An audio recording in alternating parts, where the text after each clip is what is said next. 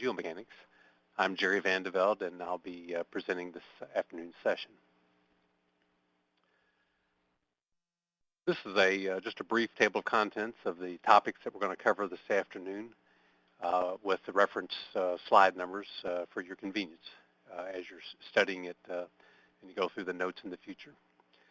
If you haven't already done so, it's highly recommended that you visit the website for the National Council of Examiners for Engineering and Surveying. There's a great deal of information there about the exam in terms of what you're allowed to bring in and what's on the exam. And it's well worth 30 or 40 minutes just going through that material just to bring yourself up to speed with the information that's available and make yourself more comfortable about how to prepare and what's available out there.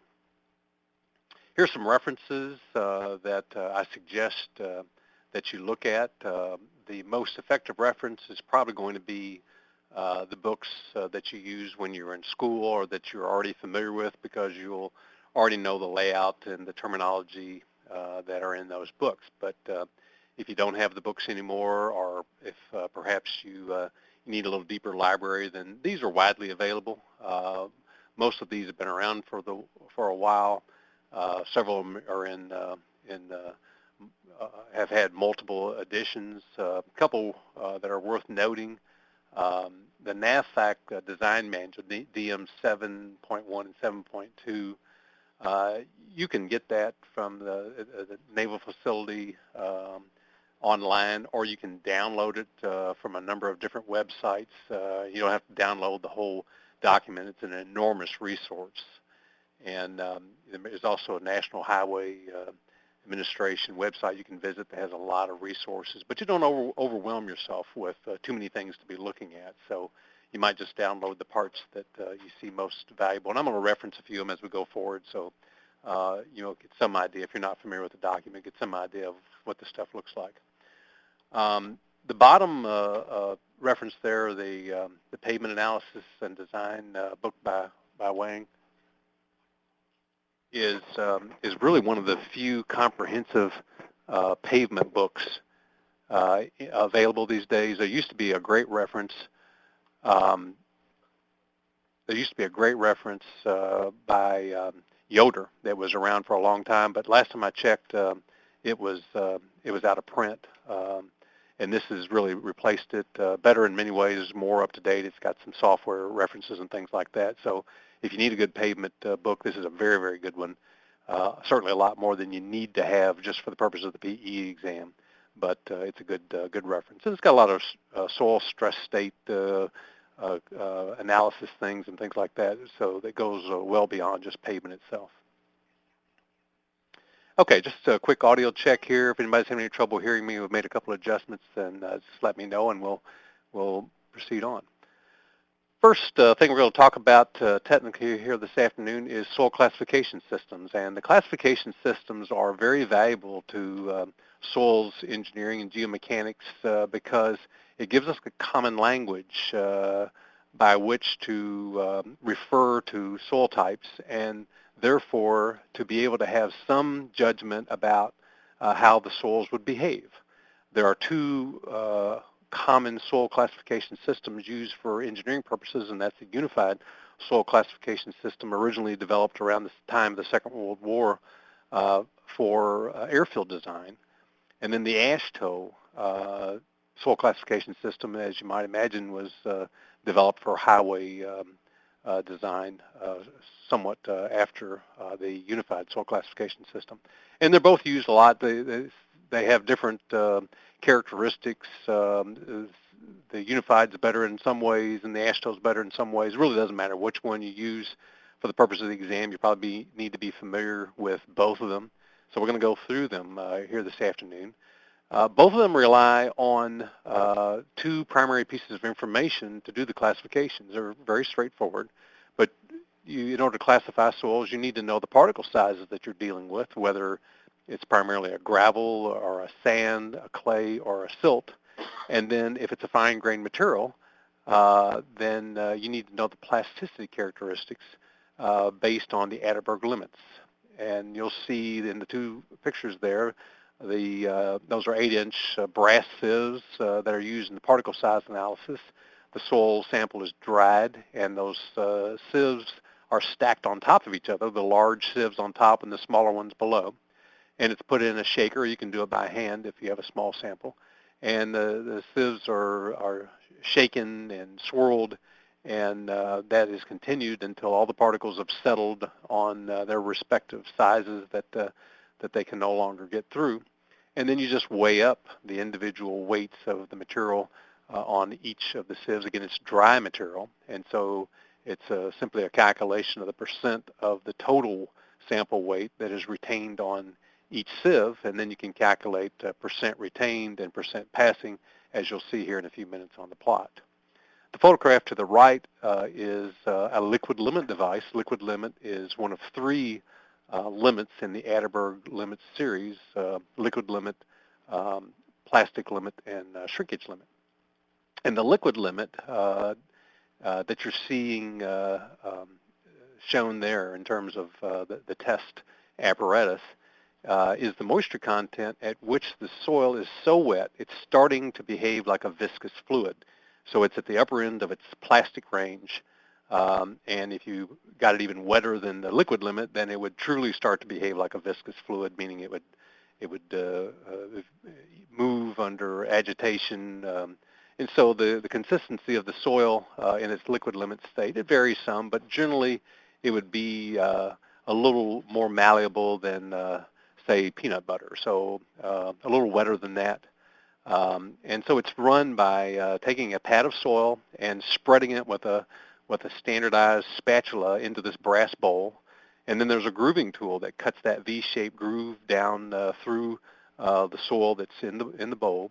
And the grooving tool not only cuts the specified groove down through the V-shaped groove, but it also makes sure that the depth of soil is right, not too little, not too much.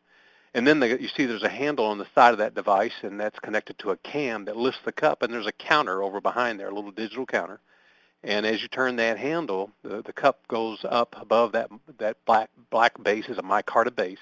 And when it falls off the edge of the cam on that axle, then the brass cup bangs on the micarta base. When you turn that handle at a certain rate, and the moisture content at which that groove closes approximately a half inch at 25 drops of that cup is the moisture content that is defined as the liquid limit. Now again, this sounds very arbitrary, and it is arbitrary, but this is just purely a definition that is used in order to establish some boundary condition, but clearly it's not a physical boundary. And again, the objective is so that we can all run the test in the same way, and if I say the liquid limit is 63 and somebody else says it's 67, then we know we're talking about something that is a similar kind of soil. Okay? If you have any questions on that, then type them and we'll address them as we go along. All right, so that's the liquid limit, at least what the test looks like. Now this is the particle size analysis, the way it's plotted. And what you're seeing here is a semi-log plot, arithmetic scale up the vertical axis on the sides. And those are percent passing or percent retained, depending upon how you scale it. And then along the horizontal axis, you have the particle sizes, and those are the log of the grain size in millimeters across the base, as you can see. And across the top are the corresponding sieve sizes, initially in U.S. Inches, U.S. standard sizes in inches, and then when you get below a half inch, then you get into the numbered sieves, the number 10, the 200, the 40, so on and so forth. Normally, the 200 sieve is as small as you typically run in the laboratory, and everything below that is evaluated using a hydrometer test. You'll see that that term hydrometer off to the right-hand side of the top of the plot. And a hydrometer test is run by taking a certain volume of soil, it's not very much, 50, 60 grams of dried soil, and that is mixed with a dispersing agent so that the particles don't cling to each other, and that is put in a flask. It's a 500 milliliter flask, which is about 3 inches in diameter and about a foot and a half tall, so it's a pretty good size glass flask. Put a bunch of water in there, and then you shake up this dispersed soil slurry. And of course, all the soil is initially, after you shake it up and set it down carefully, it's all suspended. And with time, the soil particles start to settle out. And the concentration or the percent of the particles that settle out with time can be calculated based on the relationship of the specific gravity of the fluid. And that specific gravity is measured periodically in the test by dropping a hydrometer, which is a floating device. And of course, the higher the specific gravity, the higher the hydrometer floats in the solution. And as more particles drop out, the solution gets thinner and thinner, and the hydrometer has marks on the side of it, and so you can take relative readings.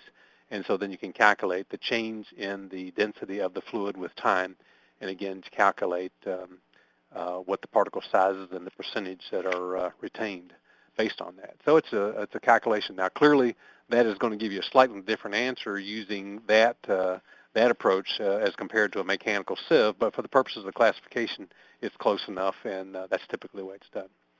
Now, if you look at the plot in general, you're going to recognize that there are actually two different soils plotted on that semi-log plot. That's not the normal way of doing, but there's nothing wrong with putting two or more individual test results on there. You'll see a long, sweeping looking curve here that kind of runs through the middle of the page. And so it starts off here at about 1.5 inches maximum particle size, and everything passes that size. And then it moves progressively down through the particle sizes until you get down to about the 200 sieve, where it looks like maybe we've got about 15, 16, something like that percent passing, and then on to the silt and clay size fractions that would only be measured by the hydrometer. And so we would consider that as a very broad spectrum of particle sizes, and so we would say that that is a well-graded material. Conversely, there's a second sample over here that starts off at a little smaller size, a little somewhere above the number 3 sieve and under the half inch, so maybe that's about 10 millimeters, it looks like, based on the bottom scale there. I'm reading this bottom scale there. Okay, and so we have the maximum particle size, 100% is passing that 10 millimeter size, and then when you get into something like about the number 8 sieve, it just drops through a broad range of particle sizes from about 85% down through about, 15% in a relatively small range of sizes. And so that kind of suggests that almost all of the sample fell out in just those 1 or 2 sieves. And then we have just a little bit of material that goes on through and then pretty well peters out to zero somewhere in there about the number 30 sieve or so. And so we would say that's a very poorly graded material because it's almost all the same size. A well-graded material has lots of different sizes. A poorly graded material has almost all one size, or you could say a poorly graded material could have, say, only 2 sizes, all coarse material and then virtually nothing, then all fine-grained material. That would also be considered poorly graded. There's a couple different ways you can be poorly graded, but there's really only one way to be well graded, and that's to have a relatively uniform distribution all along throughout the gradation size. Now, one thing to remember that this terminology we're talking about, well graded and poorly graded, is what is typically used in the soil classification systems that we're talking about, AASHTO and unified soil classifications, and that's language that the engineers commonly use. If you're a geologist, you may be more familiar with a contrary or alternate term relative to gradation, which is sorting. So something that's well graded, the geologists would call poorly sorted, because if it's well graded, then you have lots of different sizes, so it's certainly not well sorted. And something that's well sorted means you have almost all one size, as if you intentionally separated it into individual size samples. And so a well sorted sample is poorly graded. So for the purpose of the exam, just be careful, make sure you read the question and you recognize what terms they're using. Okay? All right, back to the Atterberg limits. Atterberg was a Swedish researcher, and he determined, or he established 3 limits that can be used to characterize soil behavior: the liquid limit, the plastic limit, and the shrinkage limits, as I mentioned earlier. Now, the liquid limit we've already described, which is the moisture content at or above which the soil begins to behave like a semi-viscous fluid, very malleable. The plastic limit is the moisture content at the opposite end of the plastic range. Plastic, for our purposes, just meaning the soil is moist enough to be malleable and retain its shape after you manipulate it, but not dry enough to crumble, and certainly not liquid enough to, say, flow out of your hand when you're trying to cast it. So the plastic range is the moisture content over which the soil retains this or displays this plastic behavior. Now, the plastic limit is the lower end of the moisture content over which the soil behaves plastically. And that test is run by taking a pad of soil and rolling it out onto a ground glass plate until you get these long spaghetti-looking threads of soil. And so the more plastic the soil is, the lower moisture content you would be able to do that at. And when you finally roll it out into these thin plastic threads where it starts to crumble at about 1/8 inch in diameter, that's considered the plastic limit. So it's a very low moisture content, again, below which the soil would crumble in this predefined, somewhat arbitrary state for the purposes of the definition.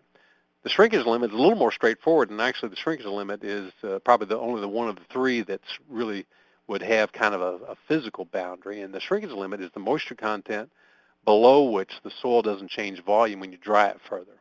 You might notice, remember, or have observed mud puddles.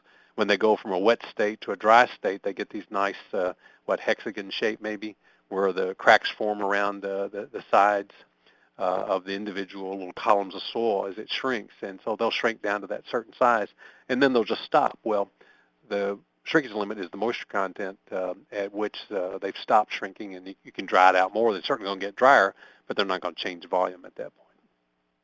There's one other value that gets used in this classification system, and that's the plasticity index. And the plasticity index is the moisture content range over which the soil behaves plastically. So numerically, it's just simply the liquid limit minus the plastic limit, since the liquid limit is the moisture content at the upper end of the plastic range, and the plastic limit is the moisture content at the lower end of the range. Okay.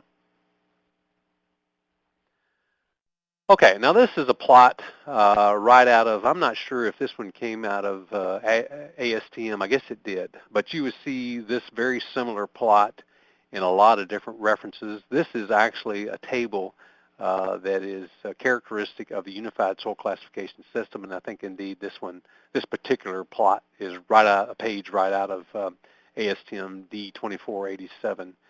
There's a very similar looking one. This is actually the test method itself that requires on test data. There's a very similar one, D2488, that's based on visual manual classification, so don't get those confused. 2487 is the one that requires all the test, laboratory test data.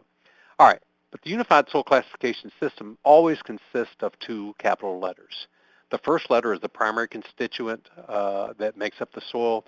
G for gravel, S for sand, Ilm for silt, since we already used S. The Ilm comes from the Swedish word for silt, which is mutter.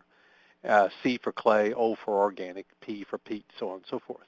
So that's the first letter. These are always capitalized letters, and the first letter, again, is always the primary constituent.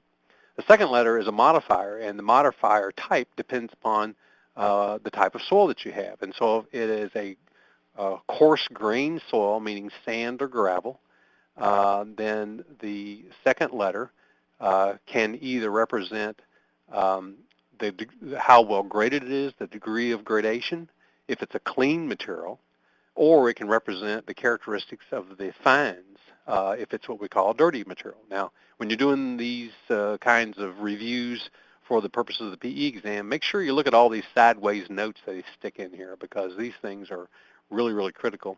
And this will tell you, if you read this, it says, in order to be considered either a well-graded or poorly graded, what we would call a clean sand or gravel, you got to have less than 5% passing the 200 sieve. If you have more than 12% passing the 200 sieve, then we would consider that a dirty sample. And so the second letter is going to represent the type of fines that are clogging up the work, so to speak. And so if you have a clayey sand, the first letter is going to be S for sand, the second letter is going to be C for clay. If it's a silty sand, then it's SM. Now, if it's a well-graded or a poorly graded sand, then it's either going to be SW for well-graded or SP for poorly graded, and similar sort of thing for gravel. Now, if you're somewhere in between that 12 and 5 and 12% rather, then it's a borderline, and it could be either or it could be both.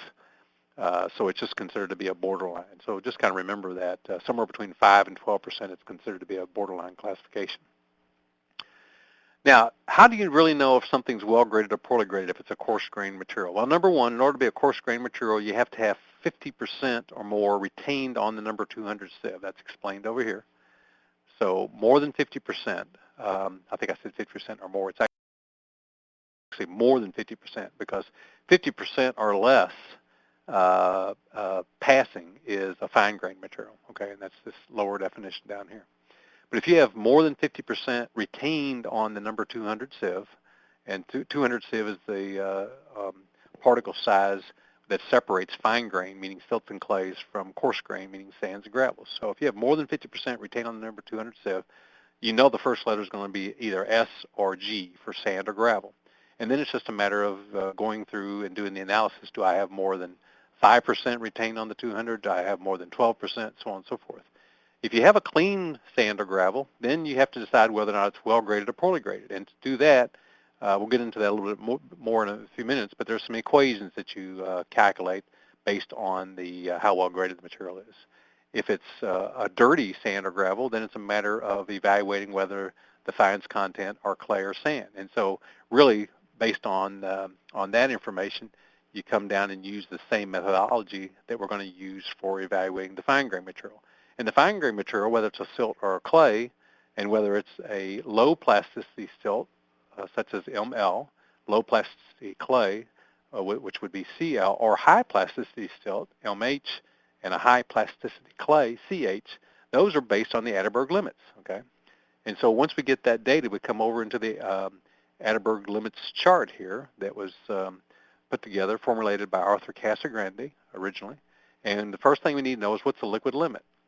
Well, the liquid limit, if it's more than 50%, that tells us it's going to be a high plasticity silt or a high plasticity clay. Clays being above the A line, A named for Arthur Casagrande, who developed the whole curve. Okay, so if you're above the A line, it's going to be a clay regardless of the liquid limit. If you're below the A line, it's going to be a silt regardless of the liquid limit. But if you're above 50%, it's always going to be high plasticity. Liquid limit below 50%, always low plasticity.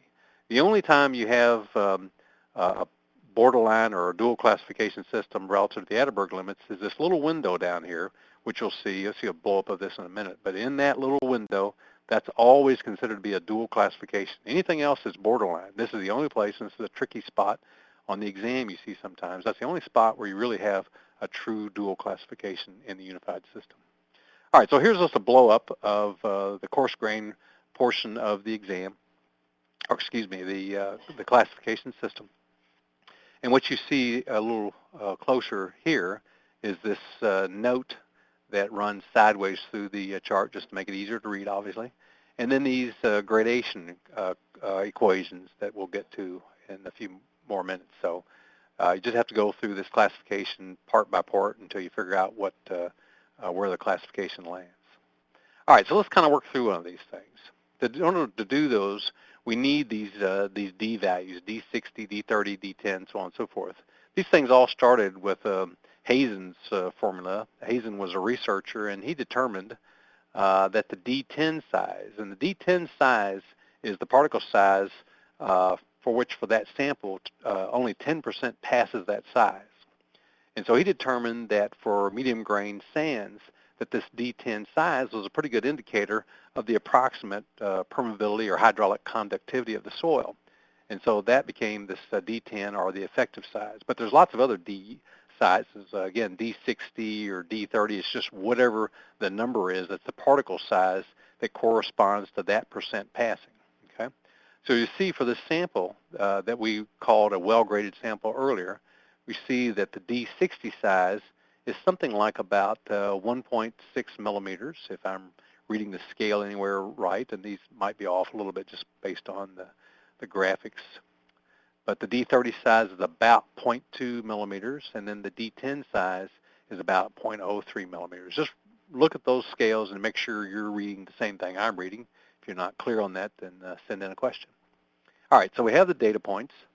Now we can go into these equations. The uniformity coefficient, which is C sub u, is the D60 size divided by the D10 size. Okay, just do that simple calculation. And then the second coefficient is the coefficient of curvature, C sub z, and that's the D30 size squared divided by the product of D10 times D60. So we just plug those values in, and we can then determine whether or not it's well graded. Now for a well-graded material, that we've already said this, you got to make sure you have more than 50% passing the number 200 sieve, and then again for it to be well-graded. For gravels, the coefficient of uniformity has to be greater than or equal to 4. For sands, it has to be greater than or equal to 6. The coefficient of curvature has to be somewhere between 1 and 3 for either sands or gravels. Okay, so it's just a matter of plugging those values in and see what you get. So here's the same plot. And let's just do the example and see what we get. So we have about 81% passing the number 4 sieve. The number 4, as you can see, number 4 here happens to be the demarcation line between gravel and sand. Okay, so we got 81% passing the number 4 sieve, which tells us we've only got, what's that, 19% retained. So it doesn't sound like we got a whole lot of gravel there. And then we've got 18% passing the number 200 sieve, and again, that's certainly less than 50, so clearly this is not a fine-grained material, okay? So the question is this better graded material that's shown on the plot a gravel? Well, we have only 18% passing the 200, so it's certainly not a filter or clay, but of that percentage that is retained on the 200, would that be 82%, right? Of the 82%, we only have 19 that's retained on the number 4, so that's not even half of the coarse grain material. So it's not a gravel because again we have 82% retained on the 200. Half of that would be 41%, but we only got 19. Okay, is that clear to everybody? Only got 19 retained on number 4, so it's not a gravel, it's not a filter or clay, so that means it has to be a sand. And if you just look at it by inspection, you can see the range. Here's the range of sand here to here. That's coarse grain sand to fine grain sand. And sure enough, it looks like the majority of the percentages on the chart over here are within that zone. So it just makes sense visually that this is a sand, okay? So it's not difficult to do. You can almost do it by inspection, but you need to know how to do the calculations too. All right, so let's see if it's a well-graded sand. So we do our calculations, D60 divided by the D10. You can crunch these numbers along with me, and then coefficient of curvature, D30 squared divided by the product of D10 times D20, or excuse me, D60. If you do those, you'll see that the coefficient of uniformity is 53, which is much greater than 6 for sand, so we're fine there. The coefficient of curvature is 0.83, which is marginally less than, it's supposed to be somewhere in that range of 1 to 3, and we're ever so slightly less than 1. Now, for all practical purposes, maybe you'd say, well, that's, you round up to a 1 to the nearest whole number. That's good enough. For the purpose of the exam, it's less than the value, so I would say it doesn't quite make it. But hopefully, they wouldn't give you an example that's quite that close. All right. So for our purposes, we're just going to say it's poorly graded and move on. All right. So what classification is this?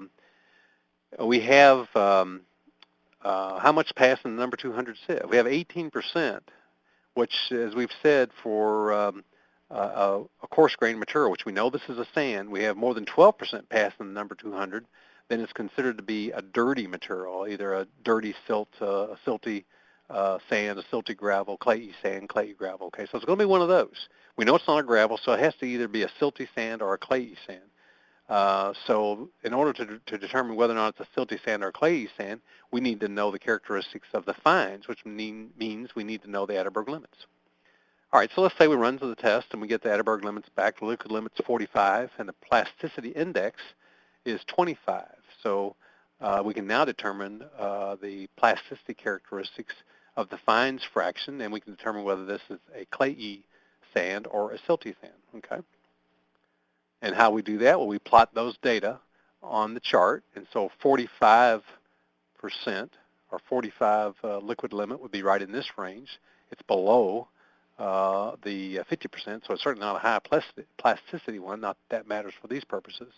And then 25 would be here, so it's going to plot in here somewhere. So it looks like that's going to be considered to be a clay, which would mean what? Yeah, it means that we're going to be in this spot right here, so it's going to be a clay type material. So that means our classification is going to be SC. It's a sand with a clay fines content. Okay? So that's pretty much it for the Unified Soil Classification System. We've done just about everything you can do with that. You just need to read through that and go through the classifications, make sure you know how to do the various manipulations and you understand where all these values come from. Okay? All right, now, the AASHTO system is based on very similar types of parameters, but there's a few differences here that make it worth paying attention to. The first thing is the classification system itself. AASHTO classifications all begin with A. So right off, doesn't matter what you know, you already have the first letter. It's always A. So really the only thing that gets modified is the second part. Now it can be an A1, it can be an A7, it can be an A4, and there are other things. There's A1Bs and so on and so forth. So having the A doesn't alert you to much other than it clearly is an AASHTO classification as opposed to something else. The other thing to pay attention to is that AASHTO considers granular materials as a sample with less than 35% passing the 200. Remember, for unified soil classification, fine grain materials have to have 50% or more passing the 200. But AASHTO says, no, it's more like 35. So if you have 35% or less passing 200, it's granular for AASHTO. All right. Now, the other thing to remember for AASHTO, and this really helps you kind of figure out where it should be, is an A1 material, which is considered the top of the line. If you like steak sauce, that makes it easy to remember. But that would be the best material for a road base. And so clearly, for those purposes, an A1 material would be a strong, granular, free-draining material because that really makes the best road base. And so sure enough, an A1 material is going to be some kind of gravel, stone fragments, maybe with some sand mixed in there. The plasticity characteristics are going to be low, got a 6 plasticity index maximum. You're going to have a relatively low fines content. An A1A has a maximum of 15% passing the 200 Civ. An A1B is a maximum of 25%. So it's going to be a fairly clean granular material. And then as you go on down, A2s, A3s, so on and so forth, those values get a little higher until you get all the way over here into the kind of the bad subgrade conditions, which is A7, which is 36 minimum for the percent passing, again, minimum percent passing the 200, and a 40 liquid limit minimum. So this is going to be lots of fines and a relatively high plasticity clay type soil, okay? All right, so let's look at our sample to see what we get. We're going to use the same exact soil that we had before, this well-graded material. We know we've got 18% passing the 200, 65% passing the 10, 40% passing the 40, liquid limit of 45, plasticity index of 25. So let's just take that data and apply it to the AASHTO classification table, okay? And if we do that, we just start over here on the A1 side and just work through until we find a limitation that means it can't be that classification. And if you do that, you start seeing right away we got problems with the sample we got. We're only allowed 15% retained, passing the 200. We've got 18%, so we miss out there. We're only allowed a plasticity index of 6. We've got a plasticity index of 25, so we miss out there. So you just keep applying those same things. This sample, A3, is not even allowed to be plastic at all. That's NP, means non-plastic. So we keep applying the data we have to the various requirements until we slide all the way over and we find out that we do meet the requirements for A27. So the classification for this sample that was an SC in the Unified Soil Classification System is an A27 in the AASHTO classification system. Now, AASHTO is really good for two things. Number one, the classification system is very straightforward, easy to remember what the symbols all mean because they all start with A, and then the numbers just kind of depend on how good it is for road subgrade. Higher the number, the worse the subgrade, so it's easy to kind of predict. Plus, it's pretty quick to do. You can move through this chart arguably a bit quicker than you can the unified system. There's one more thing that AASHTO has that is worth considering, and that's the group index. The group index is intended to give you the ability to compare two materials that have the same classification. So let's just say we had two A27 classifications. The group index would let you compare the relative merits of those two. And it's based purely on the percent passing the 200, which is F200 there, the liquid limit, which is the LL, and the plasticity index, which is the PI. So you just plug those values into this equation and round up to the nearest whole number. And so generally speaking, a high number is bad. You can look at the math and tell that. And so the lower the value is, the better, just like it is in the AASHTO classification in general. A low number means better material. Okay?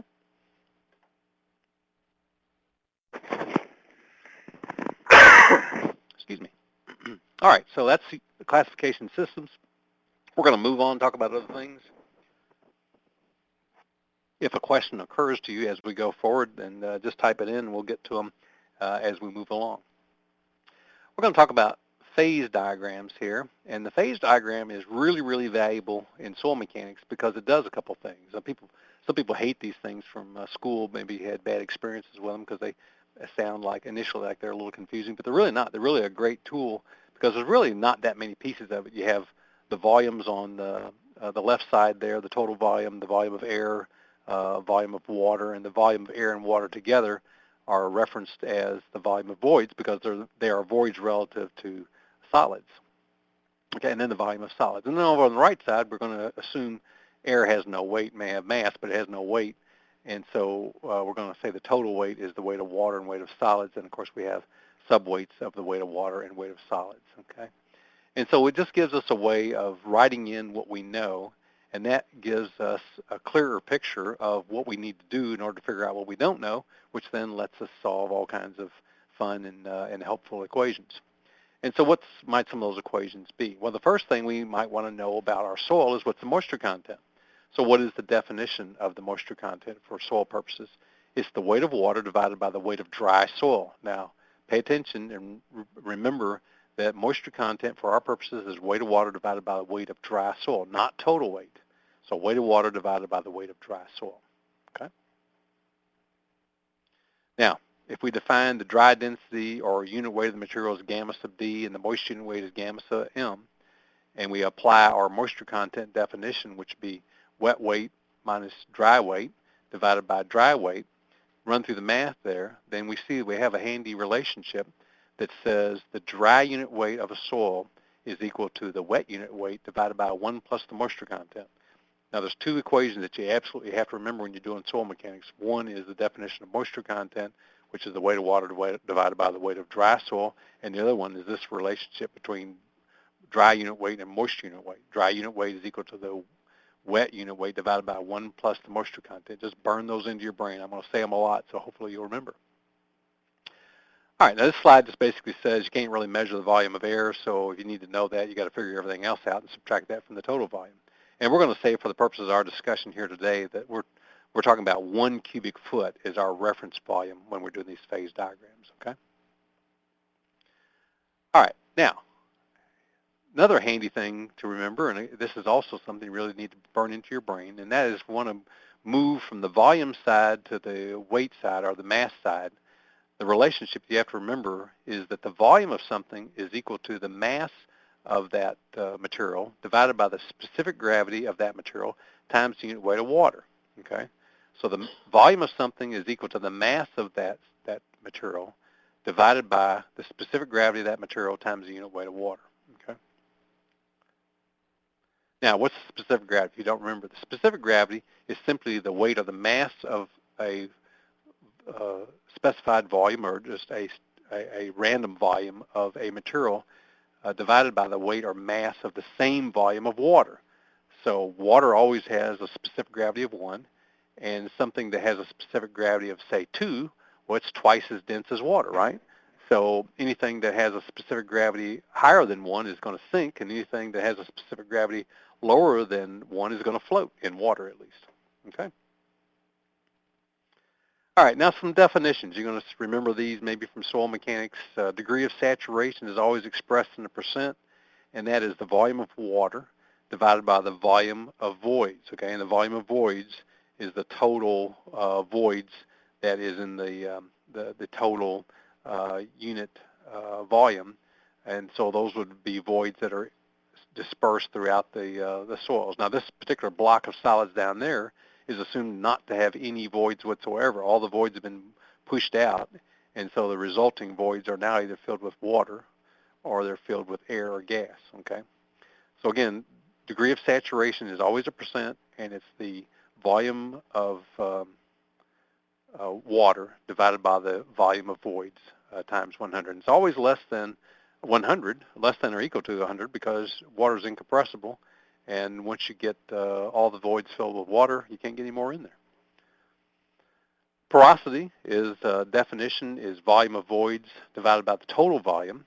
Porosity is used a lot in evaluating the rate or the ability of fluids to move through soil. Void ratio is the volume of voids divided by the volume of solids, and that ratio is used a lot in consolidation or settlement calculations. So just definitions for our purposes. All right, so here's a good problem that we can solve together. What is the degree of saturation for a soil with a specific gravity of 2.68, a moist unit weight of 127.2 pounds per cubic foot, and a moisture content of 18.6%? Okay, so you can go through this and solve it along with me. So let's just see what we get. All right, so here's the values that we were given. Now, we remember from our discussion just a few minutes ago that we know we have a moist unit weight of 127.2 pounds per cubic foot. Now, we can solve for the dry unit weight because the dry unit weight is equal to the moist unit weight divided by 1 plus the moisture content. So that'd be 127.2 divided by 1.186. And so now we know we have a dry unit weight of 107.3 pounds per cubic foot. Okay. We can determine our weight of water by simply subtracting, this is in the given 1 cubic foot, simply subtracting the dry unit weight from the wet unit weight. So now we know we've got 19.9 pounds of water. We can determine the volume of water by dividing the weight of water by the specific gravity times the unit weight of water. Well, for our purposes, we're going to say the unit weight of water is 62.4. The unit weight of water is 62.4, and the specific gravity of water, as we know, is 1. So that's 1 times 62.4. Do that calculation, you can see we've got 0.319 cubic feet of water. The volume of solids, then, is the weight of solids, which for 1 cubic foot is also the dry unit weight of the material. You can do it either way.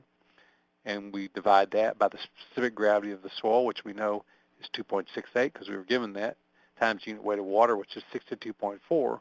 And that tells us that we have 0.642 cubic feet of soil solids, okay? Calculate the volume of air, which just subtract the two knowns, water and soil or solids, from the total volume, which is 1. And that says we got 39 cubic feet of air, okay? So our volume of voids, which by definition is the volume of water plus the volume of air, is 0.358. All right, so now we can fill in all the little variables, and we can calculate anything we want to calculate.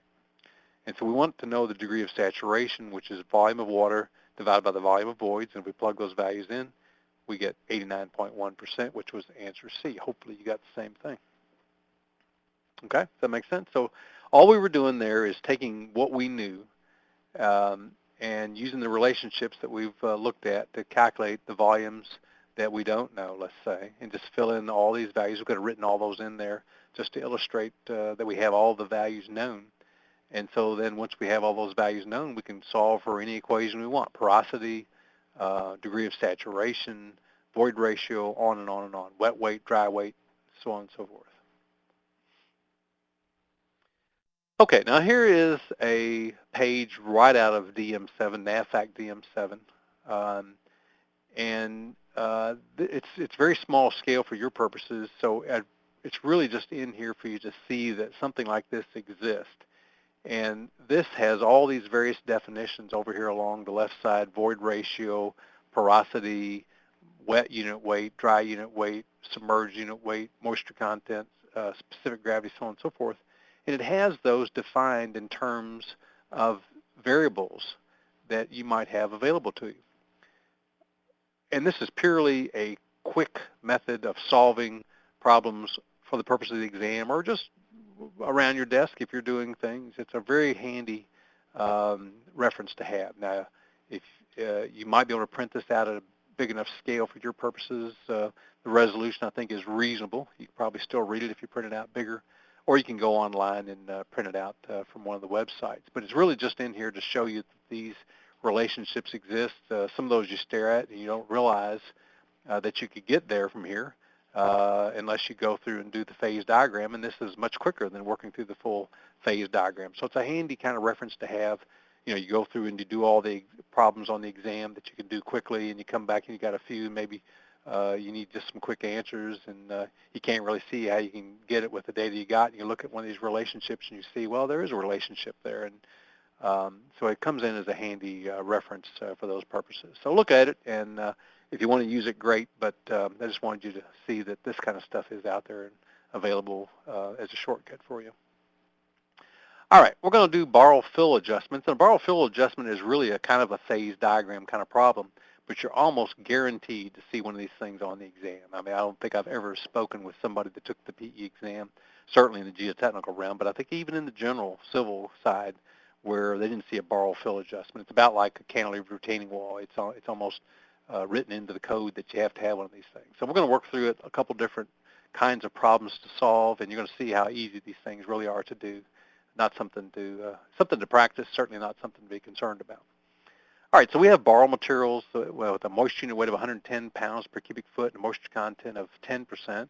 And we want to place that borrow material at our fill site, and we want to place it at a dry unit weight of 105 pounds per cubic foot at a moisture content of 17%.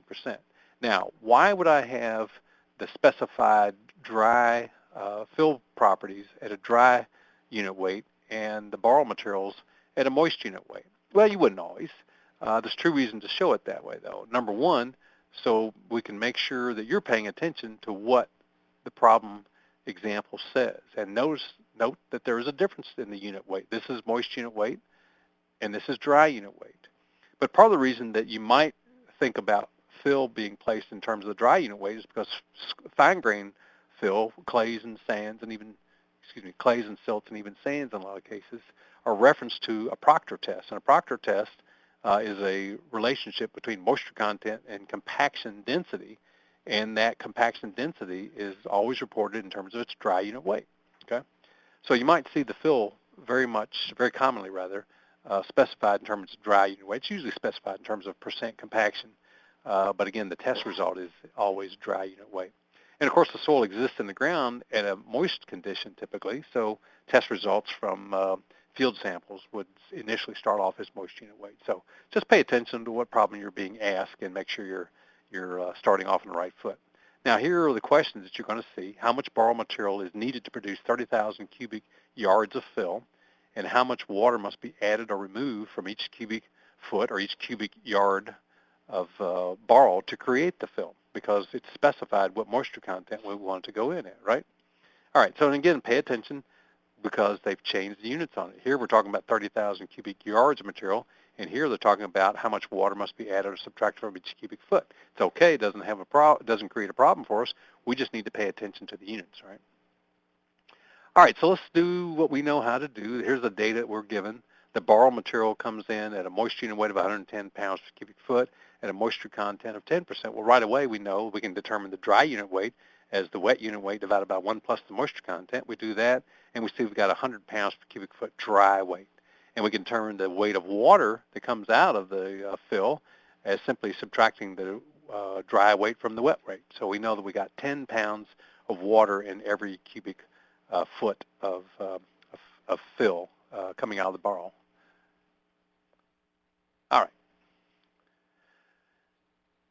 Okay, now for the placed materials, it's been specified that it's going to go in at 105 pounds per cubic dry. Let's just make sure. Yep, 105 pounds per cubic foot dry. That's what was specified. And again, the specified moisture content is 17. So that might be, let's say that's 95% compaction, and let's say 17% is our optimum moisture content. That's the language you would commonly hear, right? Okay. In the placed material, again, it's 105 pounds per cubic foot dry, and the moisture content, we want it placed at 17%. Now, in reality, you're not going to get it all in exactly 17%, but we want that to be the target value, okay? All right, so we already have the dry unit weight. We don't need to really know the wet unit weight, so we're not going to calculate that, but we do need to know the moisture content. And we know from the definition that the weight of water is going to be the moisture content times the dry unit weight. So 0.17 times 105 means that we have 17.9 pounds of water in every cubic foot of soil. That's what we need to achieve. Okay? All right. So again, here's the data we have. Moisture unit weight, dry unit weight, and moisture content of the borrow, placed material, dry unit weight, and moisture content. Now, pay attention to this. Since the borrow dry unit weight is 100 pounds per cubic foot, we determined that from our calculation. And the fill dry unit weight, make sure that we're using dry values in both cases, is 105 pounds per cubic foot. That ratio of borrow material to fill material is 105 divided by 100, or 1.05, okay? So that means when we go to the borrow site and place it at 105, it's going to take 1.05 cubic feet of borrow to make 1 cubic foot of fill, because we're putting it at a higher density. Okay, does that make sense? So we know if we're going from a low density, 100 pounds per cubic foot dry, to a high density, 105 pounds per cubic foot dry, we know that this number is always going to be over 1, because it's going to take more volume to achieve that density, okay? So this is a situation in which when we go from the borrow site to the fill site, we're going to have what's referred to as shrinkage, because it's going to take more borrow material to make our fill volume. Okay, so this helps us answer our question.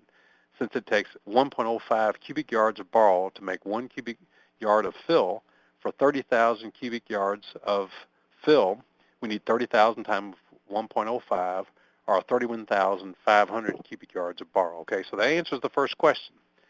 And it's real simple. We just do it based solely on the ratios of the dry unit weights. We got to determine what the dry unit weights are first, get that ratio, 1.05, and then for the volume of fill that we want, we just multiply that out. Okay, pretty straightforward. Now we got to adjust our moisture. The borrow material, for every cubic foot we pull out of the borrow site, we're getting 10 pounds of moisture. We know that when we place it over at the fill site, we're getting 17.9, or we need 17.9 pounds in every cubic foot of fill that we're placing, okay? Now, if you're thinking just subtract those two, you're not right. And why are you not right? Well, because of the shrinkage factor, okay? So we know we have 10 pounds, and we know we have 10 pounds of water out of the borrow site, but we're going to use 1.05 cubic feet of material to go to our fill site. That means it's 10 times 1.05, so we're actually getting 10.5 pounds of water from the borrow by the time we get to our fill site. Over at the fill site, we know we need 17.9 pounds in every cubic foot, and we subtract out the 10.9 we've got, then we need 7.4 pounds of water at the fill site to bring it up to the right moisture content. Now, let's say we want to add it back at the borrow site, okay? So that 7.4 pounds that we're short over at the fill site, we got to divide back out, because over at the borrow site, we're at the lower density. So 7.4 divided by the 1.05 means we have to add 7 pounds of water for every cubic foot of borrow, okay? Now, pay attention.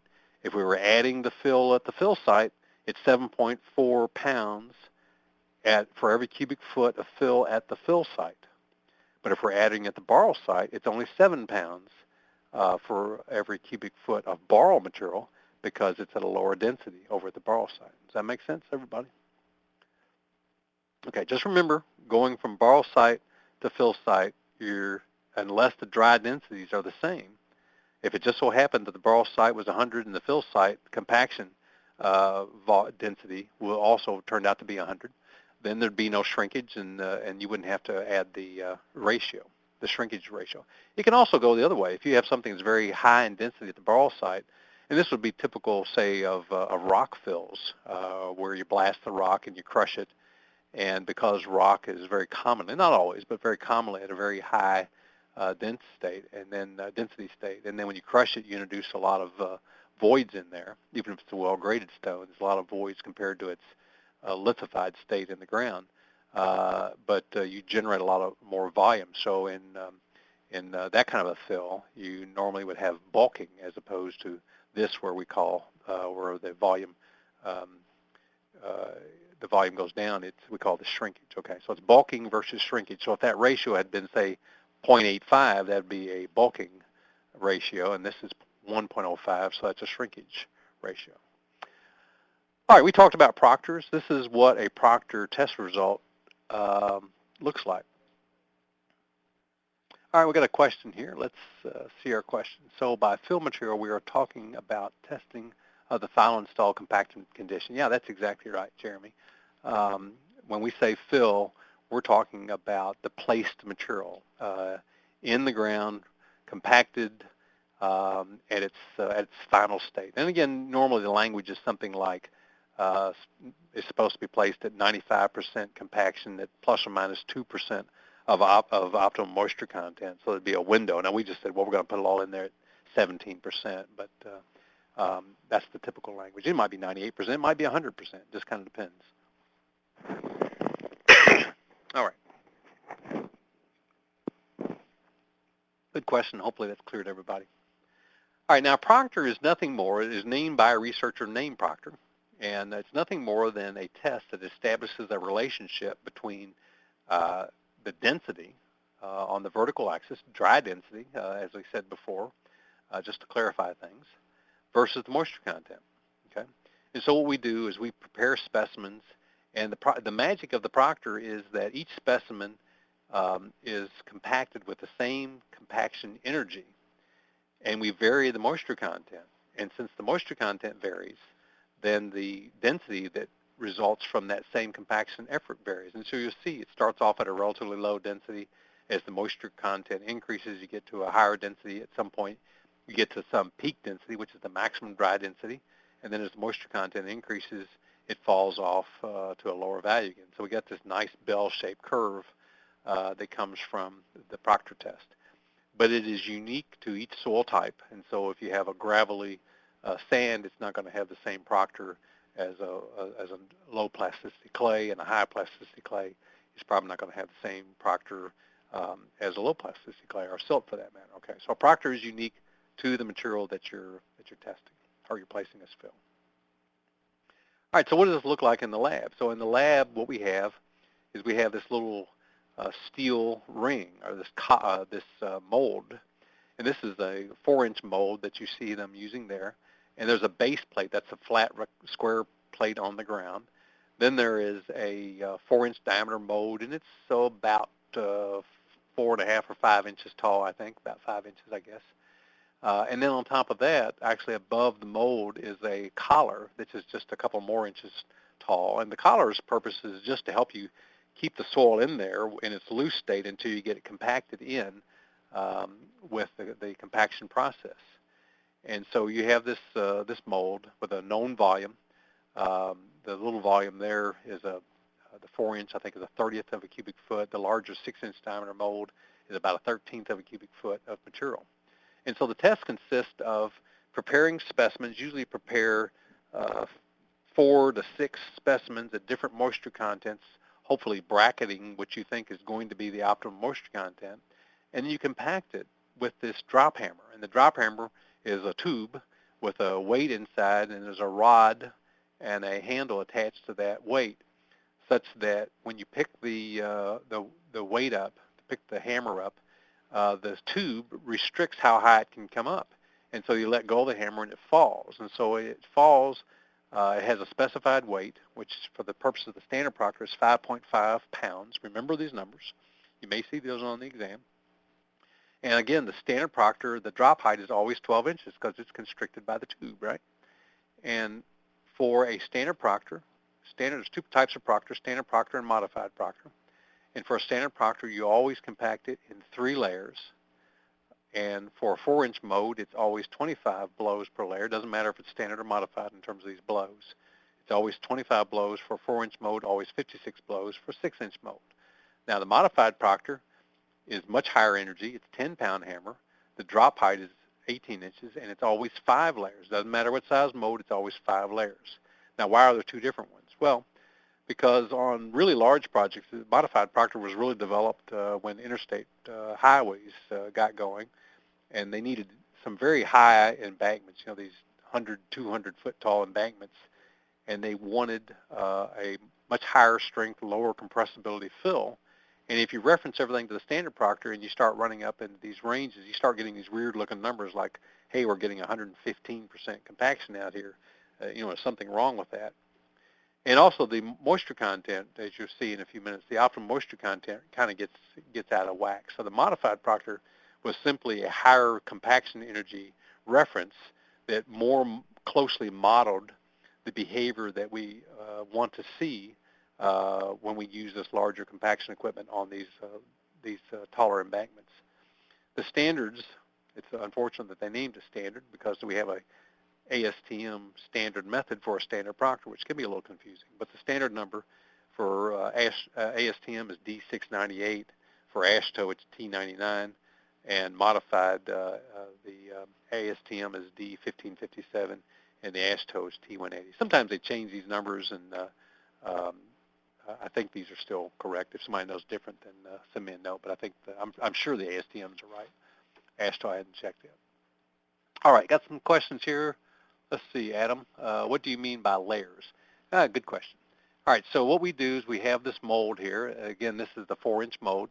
And so we just take a certain volume of soil, and the volume of soil we put in there is supposed to be about, since we're putting it in 3 layers, it's supposed to be about a third of the volume. So you have to kind of use some judgment about in terms of how much soil you think you put it in there. So let's just say it's a scoopful. You have what looks like a scoop you might use to get ice out of an ice machine.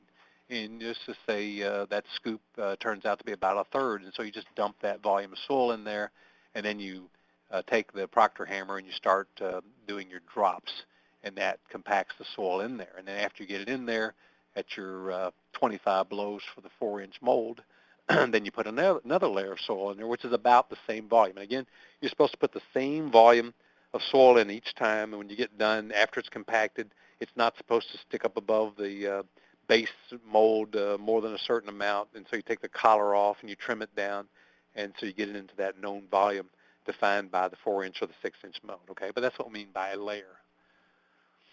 Okay, I've got a question here. Slide 42, 25 blows per each of the 3 layers. Yeah, 25 blows, that's exactly right. 25 blows for each of the 3 layers. So you put it in the first layer and you hit it 25 times, put it in the second layer 25 times, third layer 25 times. Now, a 6-inch mold and a modified proctor where it's 5 layers and it's 56 blows in a 6-inch mold with a 10-pound hammer dropped 18 inches, that's a pretty good workout. That's a lot higher compaction energy, and it's a noticeable difference in terms of the amount of energy you got to put into running that test. Of course, a lot of people have automatic hammers, but it's a lot higher compaction energy. If you ever have to do one by hand, you would remember the difference. All right, good questions. If you have more, keep them coming. Now here's a comparison of the 2 different proctors.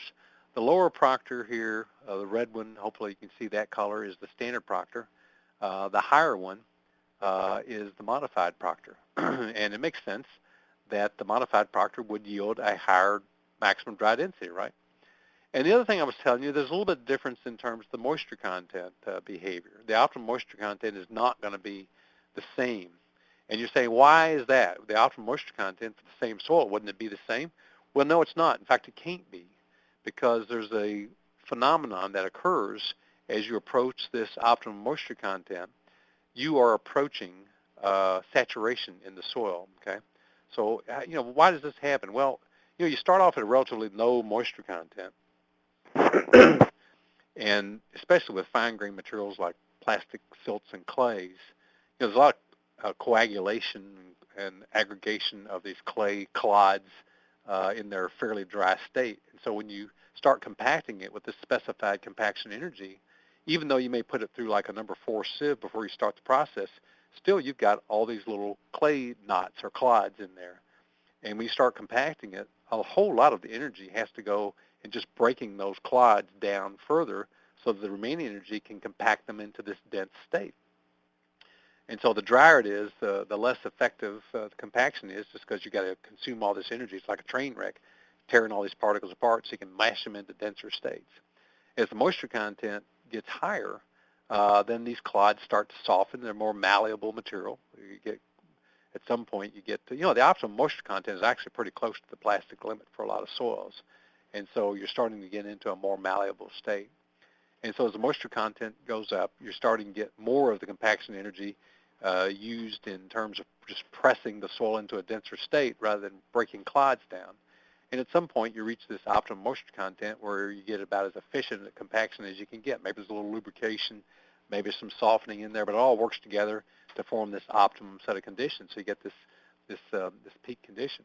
As the moisture content goes up further, though, the moisture gets in the way. There's too much moisture, especially in fine-grained materials. It can't get out of the way. So as the moisture content goes up, water is less dense than soil material. And so as the moisture content goes up, and even though you're using the same compaction energy, you just simply can't get any more soil jammed in there because the water's in the way. So the moisture content, as it goes up, causes the dry density to fall off for the same compaction energy. Now, as that's happening, because once you get up into this range here above optimal moisture content, you're starting to approach saturation. And so you see this nice little blue line there. It's called the zero air voids line. And if you did a calculation showing percent saturation for a certain specific gravity, this line would be defined for one specific gravity. So if you had a higher specific gravity, say your zero air voids line would move over one way or the other. But basically, as a function of the degree of saturation, you're starting to approach that line. Now, you're never going to get 100% saturation in a crude test like a Proctor because you're always going to have air trapped in there. But let's just say you're up there about 96, 97% saturation, and you're just going to run parallel to that zero air voids line as your moisture content goes up. You certainly can't cross it because to cross it would mean that you're over 100% saturation, and you just simply can't get there, okay? So the wet leg of the Proctor always runs parallel down the zero air voids line. Now, the other thing that happens is as you increase your compaction energy, the density wants to go up, right? Well, you can't go across the zero air voids line. So as your dry density goes up because your compaction energy goes up, the whole curve has to slide to the left because you have to slide up along the zero air voids line. So that means the maximum density for a modified Proctor is, of course, going to be higher because you have higher compaction energy, but also the optimum moisture content is going to be lower. It's going to be lower because it has to get lower because you're bumping into the zero air voids line, and you simply can't get all the material in there without going to a lower moisture content. Okay. So just remember, you can't be over here across the zero air voids line. That's over 100% saturation. And a modified Proctor is always a lower optimum moisture content than a standard Proctor because the densities are higher, and if densities are higher, then the moisture content has to be lower.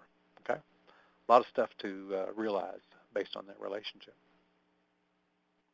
All right, so what kind of question could they ask? Well, how about what density is required for 95% compaction? Okay, well, that's pretty straightforward. 95% compaction, that's the maximum dry density, so that'd be 100%. So 95% would just be 95% of that. Then here's kind of a tricky question you tend to see sometimes. What range of moisture content would facilitate achieving 95% compaction? Well, that's kind of exam talk for basically what moisture contents are going to give you the best opportunity to get that range of compaction. And so it's really just a matter of hitting the two legs of the compaction curve. 95% is just 0.95 times the maximum dry density. So that's 98.8 pounds per cubic foot. That's that spot there. And then the range of moisture content that facilitates compaction is just going to be anything between the two legs of the proctor.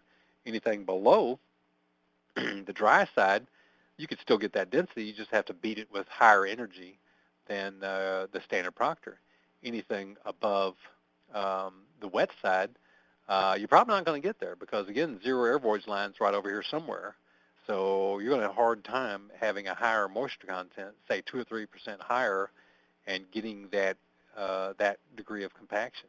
Now, you probably could cheat a little bit just, again, by beating it a little harder, but at some point, it's just going to be so wet, it's going to be a sloppy mess. So facilitating compaction is going to be within the two legs of that proctor, so just draw it across there, 14 to 24%, which is actually a remarkably broad range. You're not likely to see many soils that would be facilitate compaction over that large of a range. Okay, let's see. We got a question here. Why wouldn't it be 17 to 21 plus or minus 2% of the optimum?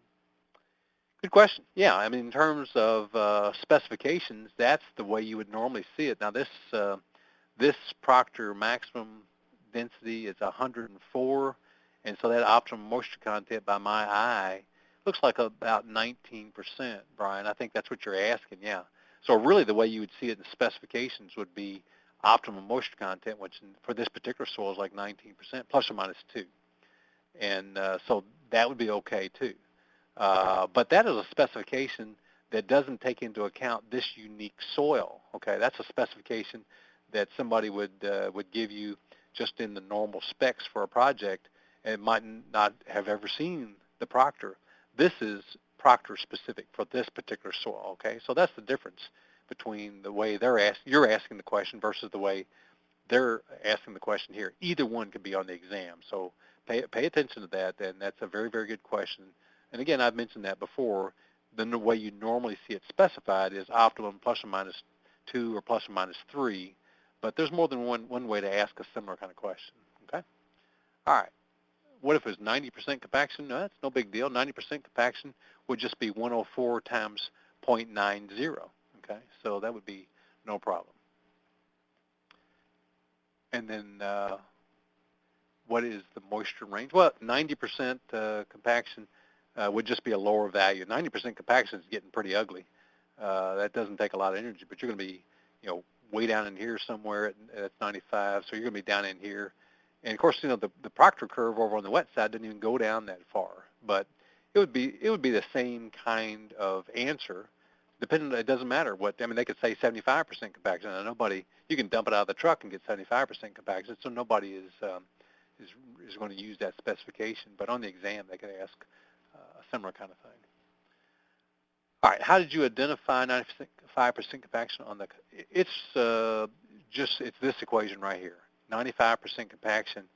104 is the maximum dry density. Okay, hopefully you can see that. How do I know it's the maximum dry density? Because it's the peak of the curve.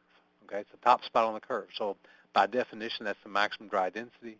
Degree of compaction is just the percent. They said 95% times the maximum dry density. Okay, so that's 98.8. And once we know that, we just go into the chart in 98.8. That turns out to be 95% compaction because we just did the math, and that's what allows us to draw the line. Okay? Yeah. All right. So I think that answers everybody. Good questions. All right. Now we talked about this. This is the magic zero air voids line. This is just reminding you that for one particular soil, assuming you know what the specific gravity is, you really can't get across that zero air voids line. So if you get some data points stuck out here somewhere, your data is just wrong. Either your lab data is wrong or your field data is wrong, but it just can't be over there because how do you get 104% compaction? It's just test error. All right. Where is the 104 come? Okay. All right. Let's back up. At 104, there are two pieces of data. The curve itself is the proctor result. Okay. It is the relationship between dry density and moisture content. But the two values that you reference normally are the maximum dry density, which is the peak of the curve, okay? And of course, the vertical axis is dry density. And so the peak of the curve corresponds to 104, okay? So that is the maximum dry density, and that corresponds to the optimum moisture content, which looks like it'd be about 19, okay? So that's really all there is to the proctor other than the test method itself, but those two values and the curve itself, which is a handy relationship just because it shows you that you should be under here somewhere if you're compacting with something like standard compaction energy. But of course, you might have a roll that's 3 times as big as that compaction energy, in which case maybe you should be using the modified rather than the standard proctor. Okay. Now this doesn't specify. This particular test result could be either one, just as proctor. Could be modified, could be standard. Okay. So it doesn't really matter for the purposes of our calculation here. Okay. I think we're all caught up.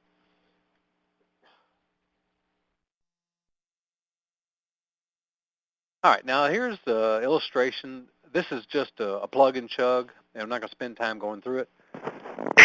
This is just an illustration of something you can do with a relationship that's back on that DM7 chart. And it allows you to draw the zero void line. But the question might look like something like, if the specific gravity is equal to 2.65 and the moisture content is 24%, what dry density achieves 100% saturation? Okay. Well, you got moisture content.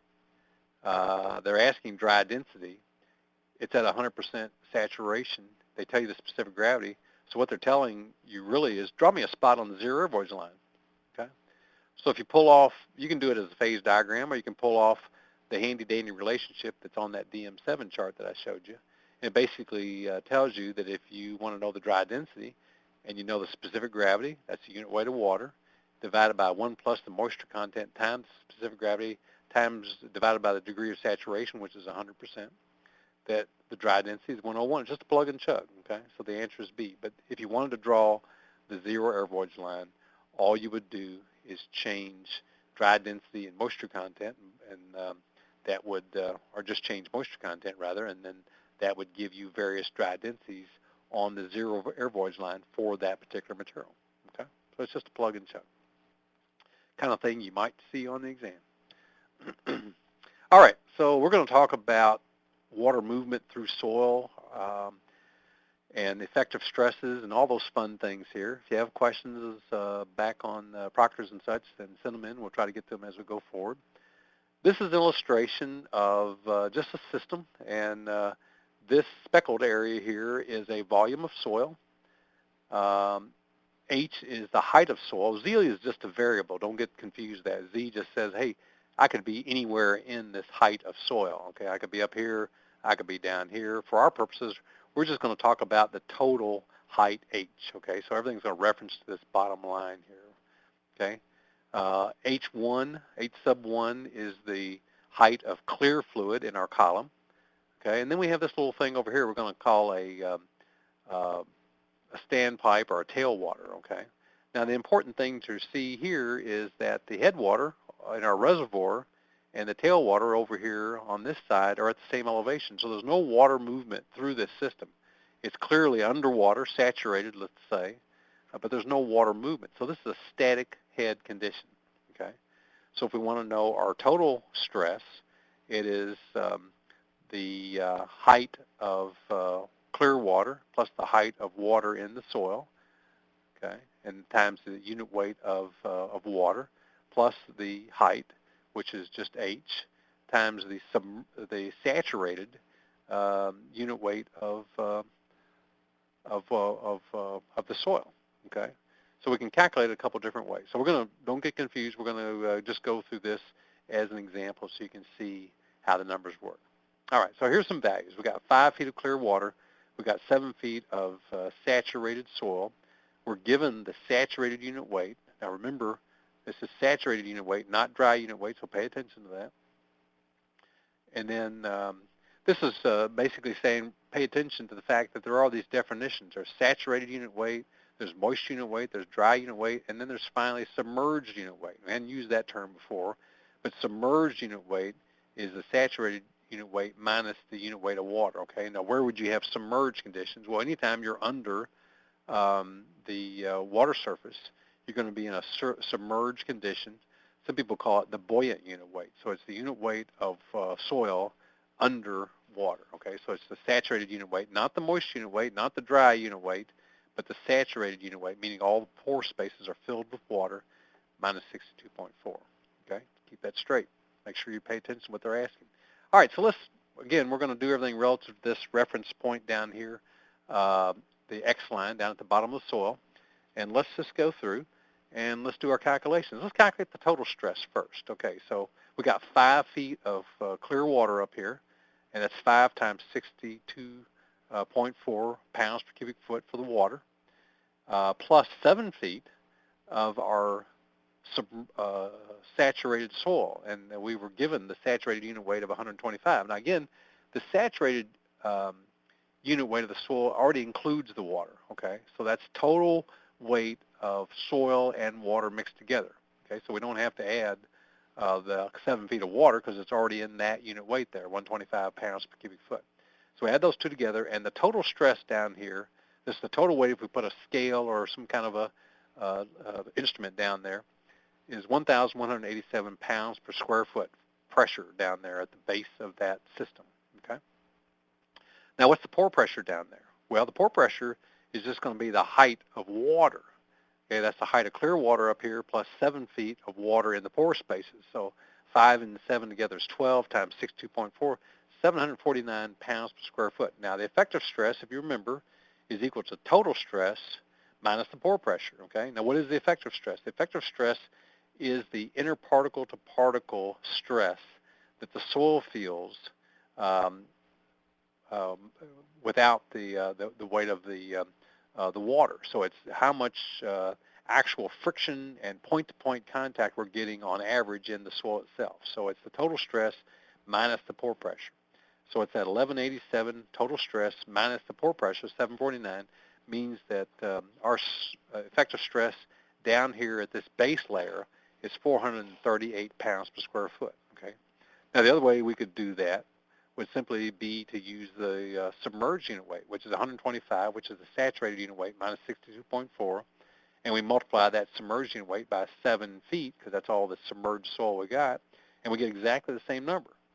So we can either calculate it based on the height of the submerged soil using the submerged unit weight, or we can calculate total stress and subtract out the pore pressure, get exactly the same answer. Okay? All right, we've got a question here. What is 62.4? Yeah, that's just the unit weight of water. And I realize it varies with temperature and barometric pressure and what day it is and all those kinds of things, but we're just going to call that our standard for now because it's an easy number to remember. Maybe you're used to 62.5 or 60 something else, but hopefully you'll allow me that that's just a common standard for water. Okay? All right. Now, let's change the system a little bit and look at something else. What if we have the exact same setup, only now our tailwater is lower, okay? So it's lower by this little value, little h, okay? So our headwater's up here, and our tailwater's down here, okay? So there's nothing impermeable in this system. So what does that tell us? That tells us that we have energy up here that is not the same as the energy level over here by the difference of little h times the unit weight of water. And so that energy has to be dissipated, okay? And that energy is going to do things to the soil that we need to take into consideration, okay? So we are adding stress by virtue of the fact that we have water flowing downward through the soil. Okay, it's also possible for the water to flow up through the soil, but in this system, the headwater is higher than the tailwater, so the water's flowing down, okay? So let's just do the same calculations. We're going to do exactly the same thing we did before. None of these numbers have changed. The only thing that has changed is that now we have a 3-foot difference in head between the tailwater and the headwater, okay? But our total stress is going to be the same because relative to this line down here at X, total stress is still 5 feet of clear water and 7 feet of submerged soil, okay, or saturated soil, okay? So it's still 5 times 62.4 plus 7 times 125. So it's still that 1187. It's good to see old friends. We have exactly the same value there, right? So nothing's changed in terms of total stress. A little scary, actually, but that's fact. Now, what about the pore pressure? Well, the pore pressure is not the same. And why isn't the pore pressure? Well, we've got the standpipe that has nothing in here. It's just a clear tube. And it's pretty clear that the maximum pore pressure we can have down here at line X can't be any greater than whatever the pressure level is or whatever the stress level is here at the tailwater, okay? So that total stress level is our 12 feet, 5 plus 7, minus the 3 feet, okay, minus 3 feet. So that's 12 minus 7 times 62.4. Well, now our pore pressure down there is 562 pounds per square foot, okay? So that's a little higher than it was before, right? So when we subtract out our 1187 minus 562, we end up with 625 pounds per square foot, okay? So our stress state has gone up a little bit. I think I said the pore pressure was higher. It's actually lower. Let's back up and look. Yeah, pore pressure is lower because it was 749 before, and now, well, it makes sense because look at the tailwater up here. Now look at our tailwater down here, so it's pretty clear the pore pressure should go down. All right, so the pore pressure went down from 700 and down to 500, and so our effective stress is increased by virtue of that, okay? All right. Now, so what's going on here?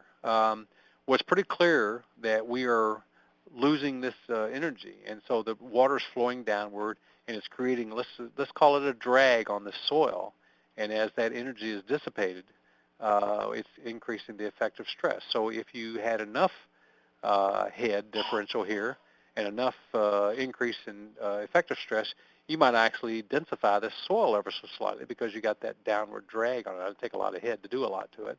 But the point is that it is pushing down, so at least the effective stress state is increased. Now, conversely, it's possible for it to be going the opposite direction, okay? So now our tailwater is higher than our headwater, so now that water is going to be going upward through our soil. And so we're not going to go through that problem, but it's pretty obvious to you, it should be pretty obvious to you that if you got this tailwater up high enough that the effective stress gets less and less, you could actually get to the point where you overcome all the effective stress. Your pore pressure is greater than the effective stress, and so you get what's called a quick condition, where you're actually lifting the soil up off the base because the upward drag is more than the downward effective stress. Okay, so that would be called the quick condition. All right, we got some questions here. Let's see. What is the significance of the dimension z? Z is a variable, okay? It's really not a dimension. It's just saying that for any spot that I want to calculate something, I can just have z as a function of h, okay? So that would be a fraction. So I can calculate my effective stress or my pore water pressure wherever I want to do it as a function of where I make z, okay? It's just a variable. Where'd you get the 438 from? All right, let's back up. All right, 438 is the effective stress, okay? We calculated that. We calculated the total stress, which was 1187. Then we calculated the pore pressure based on 12 feet of water, which is 749. And effective stress is equal to total stress minus the pore water pressure, okay? And so the effective stress, which is the interparticle stress down here at the base of this system, is 1187 minus 749, or 438 pounds per square foot. That is the effective stress in the soil. That's how hard the little particles are pushing against each other, which is where our shear strength comes from in a lot of cases. Okay, good question. All right, so again, I don't want to take time to do the calculations in reverse, but if you did these exact same calculations, only the tailwater was way up here somewhere rather than down there, these values would all be reversed, and so the water would be flowing up, and so rather than the stress increasing, the stress would go down. And so we might get to the point where we have no effective stress, which again is called a quick condition. Okay? All right, so that's it for right now on water effective stress conditions and what upward and downward gradients do. Just look at that and make sure you understand where those things come from. We're going to talk about one-dimensional consolidation. This is consolidation theory that's accredited to C.I.A. To a large degree. C.I.A. and some other researchers have done a lot to help explain this behavior.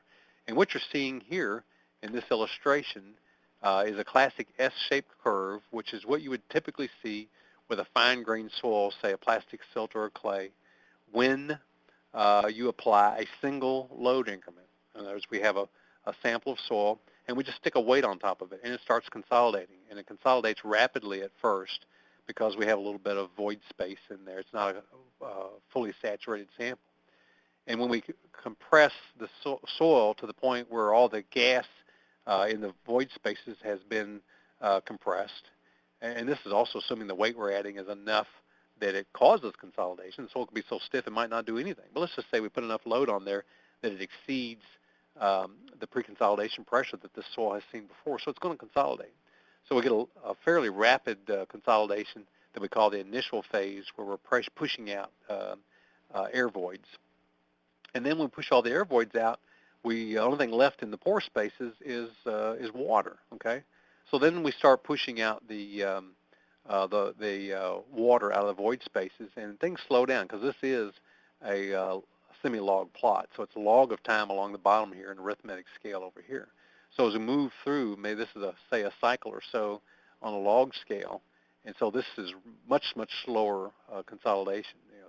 In the laboratory for a specimen that's an inch tall or so, this initial phase is very commonly only in seconds.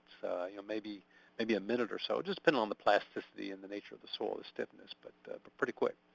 And then this primary consolidation can go on for some considerable time, and depending on the soil, it can be hours or even days. And so this primary consolidation, by definition, is the phase through which excess pore pressure is dissipated as the soil skeleton starts to accommodate the load that's applied. Okay. And so when the soil skeleton finally gets stiff enough, we get enough compression that the soil skeleton is stiff enough that it can fully resist the load that was applied. Again, this is just a single load that's applied. Then you finally get to the end of primary consolidation. All the excess pore pressure has been dissipated. And so we start what's called the secondary consolidation phase. And secondary consolidation is sometimes called creep. And basically that just goes on forever. I mean, it slows down. Again, this is a log scale. It slows down to the point, but it never absolutely goes to zero. It goes on for years and years and years. As you probably remember from soil mechanics, you get creep in glass, you get creep in all kinds of things just under the burden of the load that's applied. But secondary consolidation is usually not a big deal in soil, so long as it's not either a very low density soil to begin with or an organic soil. Both of those can have very large secondary components. All right, let's have a question here. Compression decreases as you move upward on the y-axis. No, the opposite. On the y-axis, compression is downward, and so this is a plot of this is really, say, a plot of the vertical height versus time, okay? So along with the S-shaped curve moving downward, your specimen would be moving downward as well, okay? Good question. I've been doing this so long, I forget sometimes that's not obvious. All right. Now this is what the test might look like in the laboratory. This is your soil specimen in here, and it's in some kind of confining ring. It's got porous stones in the top and the bottom. We have some mechanism over by which we add a load, and then we have some mechanism by which we measure the vertical height change of the specimen. Now, in most laboratories, the vertical height change is then calculated into a void ratio just based on the change in the volume of the soil. But some places don't. MIT and some other researchers just do submit calculations just based purely on the height of the specimen or the percent change. It doesn't matter either way. It's a very simple kind of relationship there. All right, but what we would do is we would let this soil consolidate under this applied load till we get to the end of primary consolidation. Then we put a larger load on, and we would let that consolidate until the end of primary consolidation. And the void ratios for each of the applied loads, the void ratios along this vertical axis here, for each of the applied loads along this semi-log scale here, the x-axis, the corresponding load and the void ratio are plotted on this, what we refer to as an E log P, P being pressure applied, plot. And this is where we get the classic consolidation curve that you're always seeing. And this upper flat zone in here represents the stress range over which the soil has seen this stress before. And so we get out to some point out in here somewhere, and this we refer to some point out in here. This is not exactly the spot because there's some amount of sample disturbance that always occurs, but somewhere out hovering over the top of this out here somewhere, there's a manipulation called a Casa Grande construction. You might remember from school where you can estimate the pre-consolidation pressure. But that is the highest stress that this particular soil has seen before. And then everything beyond that, down this steeply sloping plot, is referred to as the virgin curve, because this is the load range over which the soil has not previously been loaded. Okay. Now, anytime you unload it, it unloads along, you get a void ratio as you unload it along some curve called a hysteresis loop. And those hysteresis loops are all roughly parallel. They increase in slope ever so slightly as you get deeper and deeper in this curve because of the more elastic compression and more elastic rebound as the stress levels go up. But they're all roughly parallel, meaning that this rebound curve in here, which is rebound curve is only half of a hysteresis, but it would be roughly parallel to this zone up in here, at least this portion of it. As you get back behind the um, in situ stress, really that would be absolutely flat, should be, because the soil, the soil is already consolidated, obviously, to that point in the ground. All right, now one of the things that you need to be aware of is that the slope of this virgin compression zone, that slope has a definition of its own, C sub C compression index. And again, the compression index is just simply the slope of the E log P curve in its virgin zone. Okay, so we're going to talk about that more in a minute, but just remember that's what the compression index is. It's just the slope of that line. Now, if I want to calculate settlement of some layer out in the field somewhere, then I can calculate that change in the soil layer that I'm interested in. If I know the height of the soil layer, then the total settlement of that soil layer is going to be that height times the change in the void ratio over the stresses range that I'm going to apply. So let's just say I start off here at this stress level. That's my in situ stress, and I'm going to consolidate it down to this stress level, and I can determine what those stress levels are based on the log P plot here. And so that's my change in void ratio. The change in the void ratio would come off this side of the curve over here. Just get the change in ratio divided by 1 plus the initial void ratio, which is where I started right there in my in situ condition. And that would tell me the settlement of the entire layer. Okay? All right, so we're going to do some of that as we go along here. First thing we'll do is going to see how to calculate a compression index. This is something you might see.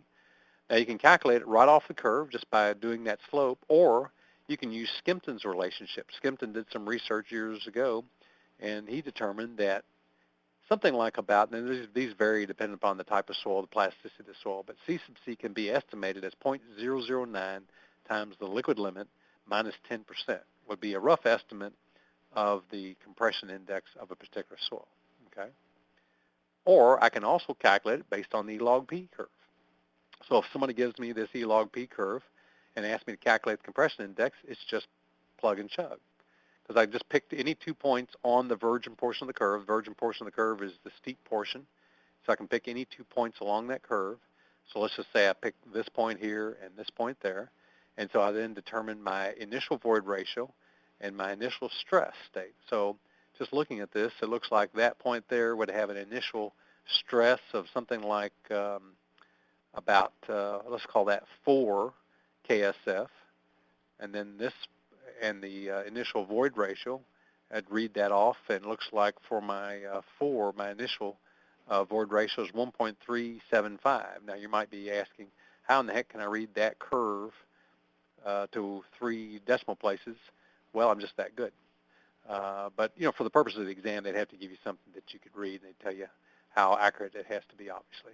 And then as my stress level goes up to, let's say for that second point, about 8 KSF, then the resulting void ratio will be 1.227, okay? So just pull those right off the curve. And, of course, the other thing you can do, if you're given the data, there's the value in this chart, 1.375 and 1.227, if you're given the chart, but they might require you to read the curve. So that's why I'm showing you can do it either way. And so just plug that in. Again, it's arithmetic for the void ratio. It's a log plot. So arithmetic is initial void ratio minus the final void ratio. Log plot is P1 divided by P2. Plug and chug calculation, C sub C is 0.49. Okay? All right, we got a question here. Why did you take the log of P1? Because it's a semi-log plot, okay? Yeah, good question, excellent question. This is a semi-log plot, okay? This is arithmetic scale, this is a log plot, a little hard to see, but just the whole thing throughout the industry when we talk about E log P, just remember that's typically the way when you see this classic curve, that's typically the way the things are plotted. If you didn't plot it with E log P, it'd be a pretty wild looking curve. All right, so that's calculating the C sub C compression index for that soil. All right. Let's talk about permeability for a minute. Permeability, sometimes called hydraulic conductivity, is a constant or is a property of the soil. It's a function of the soil type and its density and so on and so forth. It is the most variable parameter or value property of soil. Its range, you can have something that has a permeability or a hydraulic conductivity of, say, 1 or 10 centimeters per second, all the way down for a really plastic clay of, say, 1 times 10 to the minus 8 centimeters per second. So it's an enormous range. You don't have anything else, not compressibility, not shear strength, not plasticity, certainly, density. No other value has this enormous range, orders, 8 or 9 orders of magnitude. Just a phenomenal range of spans for, say, a coarse gravel down to a plastic clay. And there's lots of ways of getting hydraulic conductivity or permeability. You can certainly run in situ test. In the laboratory, there's 2 tests that are commonly used, the falling head and the constant head. Excuse me 1 second there. Okay, so this is an illustration of the constant head test, and why do we call it that? Well, because the head is constant. Here is our head water at that elevation. Here is our tail water at that elevation. We turn the water supply on to maintain it. And so we simply just have a flow of water that comes down through this system through a certain volume of soil, and then we just capture the water that comes out the side, okay? And so Darcy's law basically says that the flow volume that comes through that system is going to be equal to the permeability times the hydraulic index, I, which the hydraulic index or hydraulic gradient is the height of the head or the head of water divided by the length of soil, L, through which the soil has to dissipate its energy, right? So H over L. And then you multiply that times the cross-sectional area of the soil and times the time that you feel like standing there holding the flask out beside the system. And you just see how much water or how much fluid you collect in that amount of time, plug the values in, solve for K, or permeability, and it's just a plug and chug, okay? So let's see that real quick. If we have 15 cc's of water that happens to flow through in 30 seconds, what is the permeability? So here's the equation, solve for Q, and here are some variables. The specimen itself is 5 centimeters tall. It's 25 square centimeters in cross-sectional area, and the total head water minus tail water is 10 centimeters high, okay? You plug those values in, and you should get 0.01 centimeters per second. That's the answer I got. And so it's just simple, just a straight plug and chug type calculation. Now, you say, well, that's such a simple test. Why would you ever do it any other way? Well, the main reason is because very few soils can be tested this way, because an awful lot of soils either have such a high porosity, such a high permeability, like open graded gravels, that you can't get a water supply large enough to keep a flow volume under control. It just runs through fast as you can supply it. And the opposite end of the spectrum is the permeability might be so low that literally it evaporates as fast as it comes through the system. So this really only works for medium grain, relatively clean sands, some dirty gravels and so on and so forth. So it works fine in certain soils, but certainly not in plastic clays. It just wouldn't be very accurate. So that's where the falling head test comes in.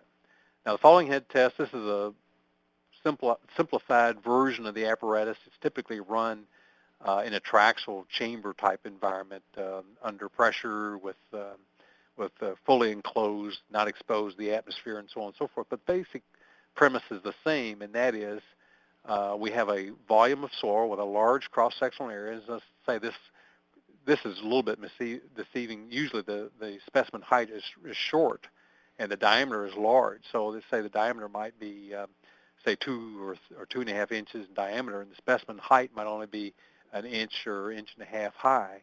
But the main significance here is the cross-sectional area of the specimen is very wide. This diameter is wide compared to the diameter of this little standpipe or pipette above it. So you can see that as a drop of water moves vertically in a saturated system down through the specimen in this large cross-sectional area, that requires a certain volume of water to flow in for this whole system to move downward. Okay? Well, that volume of water would be an enormous height of this little tiny pipette because of the relative cross-sectional areas, right?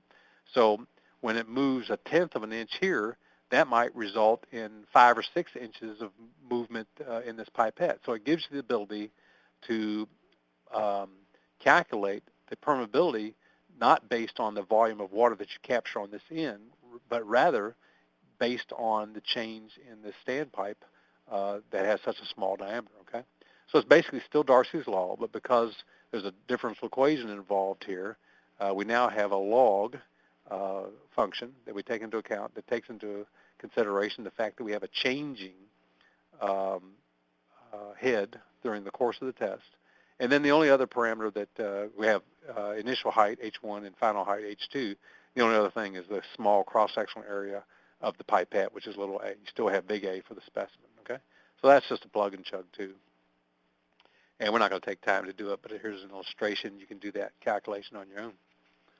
Okay, and you should get, if you do that calculation, you should get 7.7 times 10 to the minus 4th centimeters per second, which is obviously a pretty small value. Okay? All right, and we're going to start here on AASHTO flexible pavement. And this, if you've not done a lot of pavement, there's several pieces here that we have to do pretty quickly. But basically, flexible pavements takes into account the subgrade system that we have and the traffic loading. And that, based on those considerations, that gives us a structural number, which is kind of like the section modulus, which means how heavy our pavement section needs to be. Then we can then use that to calculate our layer thickness. Okay, for the purpose of the traffic loading, we're going to take all of the traffic. Doesn't matter if it's a little bitty vehicle like this or a great big truck like this, and we're going to all put them into these equivalency factors based on a 18 kip single axle load. Okay, and then we can use those values then to figure out what our equivalent loading is. Okay. The other thing we're going to take into account is pavement distress, because the AASHTO is an empirical. It's not a mechanistic design mechanism. It is a empirical method based on damage to the highway based on the AASHTO road tests that have been done years ago. So basically, we start off with a present serviceability index, PSI, and we say like a 5 value is a very good road, and something like a 1 would be a really, really horrible road. And so we would be somewhere typically in the range of about 2 to 2.5. So maybe we start off with something like about a 4.2, and we're going to let it go down to maybe a 2 or a 2.5 before we start doing our pavement. So that's how much damage we're going to allow our road to have. Now, the equivalency factor for various types of loading is a function of roughly what we think our structural number is. And let's just say we're going to assume it's going to be about a 3. It's just a judgment call. And how much damage we're going to allow to happen on our road. Our terminal serviceability index we're going to say is a 2. So you got to pick those two values initially. And then based on the axle load, let's just say that we have an axle load of 8 kips. So we go in here on 8 kips, and we slide over until we have a structural number of about 3, and we say our equivalency factor for that 8 kip single axle load is 0.04. Okay, so the equivalency factor is 0.04. Now, by definition, an 18 kip axle load for any of the structural numbers is going to be a 1.0 because 18 kips single axle is the standard equivalency factor. Okay, we have the same thing for tandem axles, and if we put a 32 kip axle on a tandem axle, we have 32 kips on that, come into the chart, go over to 3, and that says that equivalency factor is 0.84, okay? We have 32 kips, but it's divided by 2 axles, so it's a little bit lower than our 18 kip axle load, okay? So we have an 18-wheel truck that has 2 tandem axle sets, and using those equivalency factors that we had, we can see that one pass of an 18 kip axle, 18 wheel rather, 72,000 pound truck, the total equivalency factor, adding those 2 factors together, would be a 1.72. Okay, we have a quick question here. What is the PT in slide 69? PT is the terminal serviceability index. That's how low we're going to let our pavement get before we do our repairs. So maybe it's 2.5, maybe it's 2.0. Okay, good question. All right, now here's some charts that you might find, and these have various vehicles already worked out for you. So here's a 42,000 pound truck and the rough equivalent axle loads. Here's a 5-axle truck, 80,000 pounds, rough equivalency factors. So you can find lots of charts that have those things on there. Subgrade conditions, usually evaluated based on CBR, California Bearing Ratio, for different types of soils. Using the Unified Soil Classification, you can also find charts that use AASHTO, obviously, since this is the AASHTO design methodology. It's going to estimate what your CBR value is. And then in the current AASHTO condition, you don't use a CBR directly. You go into using the resilient modulus. And resilient modulus is just like the low end of the elastic modulus, which is 100% recoverable. And you can take the CBR times 1,500, and that gives you your resilient modulus, okay? Now, that's the value for the subgrade. Usually, for the purpose of the design, we say the resilient modulus on top of the base stone layer. We're just going to arbitrarily assign that a value of 30,000. We're going to assume that this base stone is going to improve conditions up to the point where we can assume that for the purposes of determining our asphalt thickness, that we got 30,000 resilient modulus at the top of the stone layer, okay? Just an assumption, just a simplifying assumption. Okay, so we're going to have our subgrade resilient modulus on whatever we have there, and then we're going to have our sub-base, which would be our maybe that's a cement modified material, then our base stone, which would be crushed stone of some kind, and then our asphaltic concrete up here, which may be two layers of, say, a wearing and a binder layer, or maybe it's just one. Just depends on what kind of road we're designing rather. And so the thickness of each one of those layers times its equivalency factors, which are just strength coefficients that AASHTO has assigned for different types of material, 0.14 for base stone rather, 0.44 for surface asphalt mix. So those thicknesses, the D1, D2, D3, times the layer coefficients, A1, A2, A3, we add those, multiply those out, that gives us a structural number for each layer. Add all those structural numbers together, and that's the total structural number for our pavement system, okay? So structural number total is equal to the layer coefficient times its thickness for each one. Just add those together. All right, so that's kind of how the whole system works. So this is just an illustration. If we had 5 trucks going in, that's 10 passes. They're going in, going out. Each one truck has 1.72 equivalent single axle loads. 5 days out of the week, 52 weeks out of the year. We're designing for 20 years. So it's 89,000 or 0.09 million single axle loads. And if we have a CBR of 3, California Bearing Ratio of 3, 1,500 times 3 gives us a resilient modulus of 4,500 PSI. And let's just say we start off with a road that has a present serviceability index of 4.2. We're going to take it down to a 2.5, which means our change in serviceability index, again, this is a measure of damage, is 1.7. Okay, these are just values we need to plug into our chart. So then we go into AASHTO's nomogram, and these are just statistical values over here that vary as a function of how well you know your pavement, but these values don't change very much. You can just look those up. Okay, and this black line here is just the illustration line that comes on the design chart. Now, this is the equation that this nomogram is based on. You can plug and chug that if you'd rather. But let's just say we start off here on this location. I think these curves have drifted slightly on the graphic. So we're supposed to come down through 0.09 million equivalent single axle loads, which is really supposed to be in here somewhere.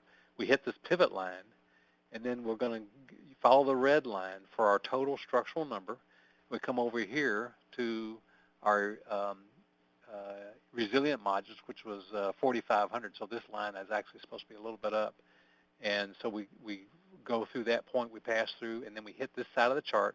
We slide over until we hit the change in serviceability index, which again was supposed to be 1.7. Again, for some reason this chart slid a little bit.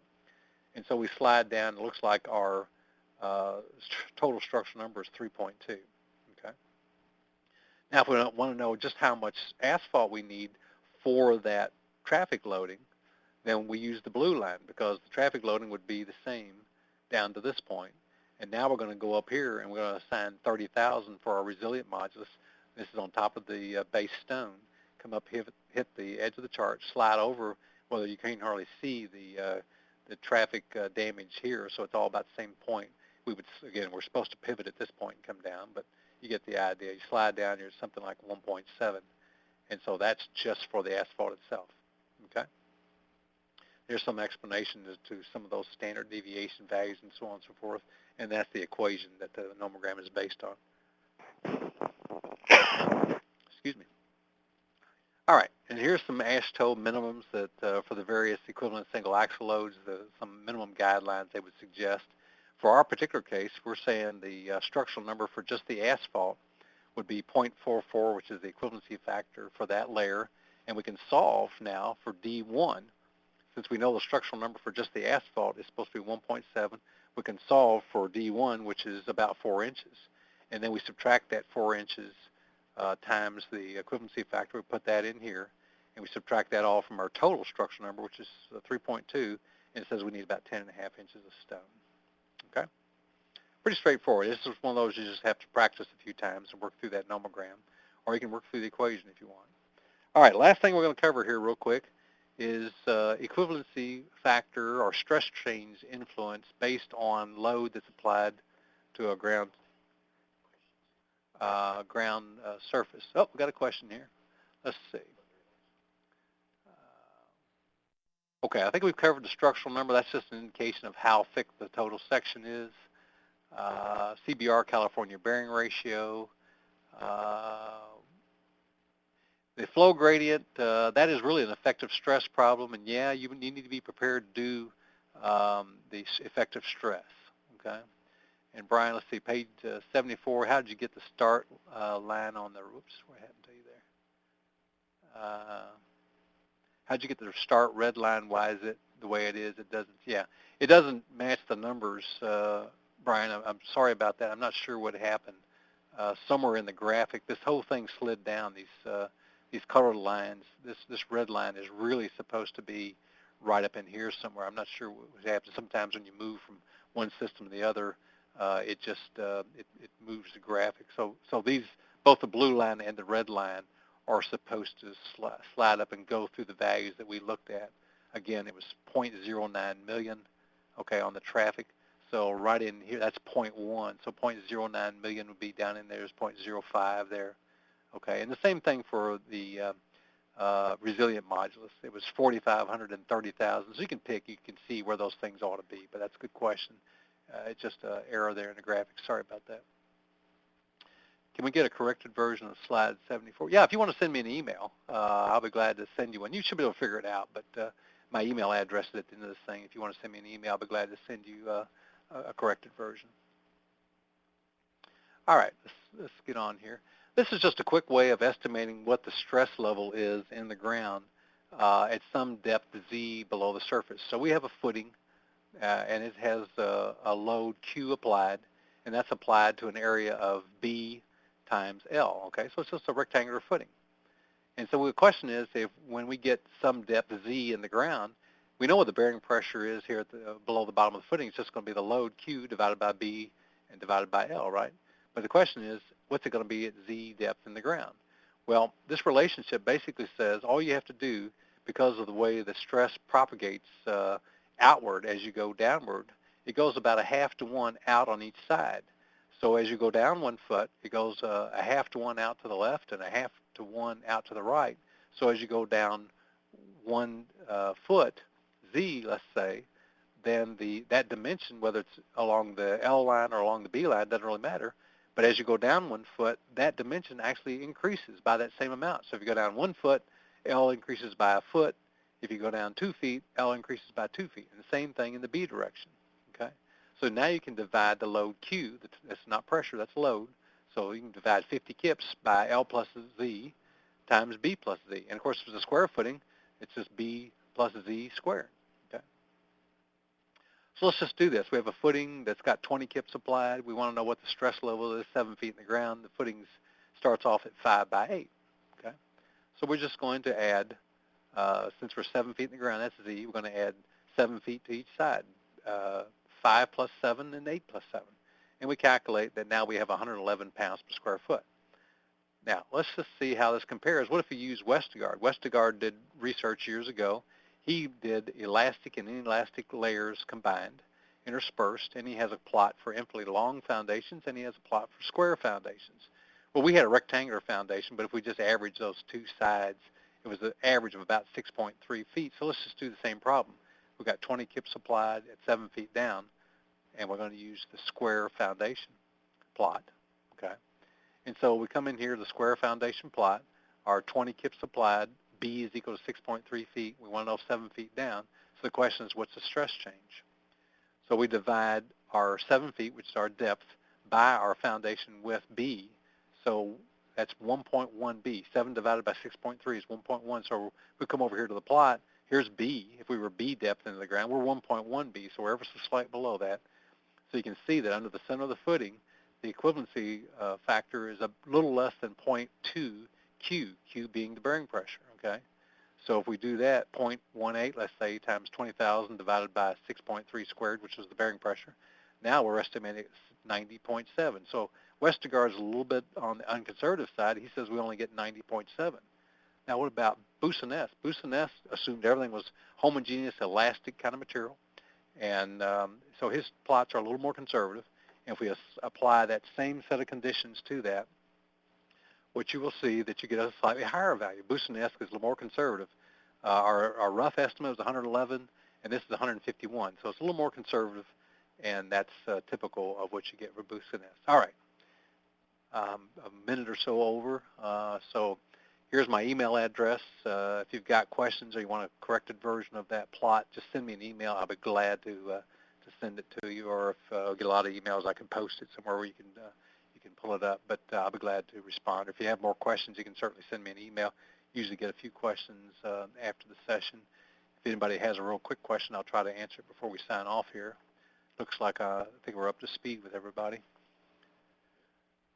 think we've captured all the questions we have so far. So let me just go ahead and say I appreciate everyone joining us this afternoon. Hopefully this will be very helpful. Just keep practicing your problems.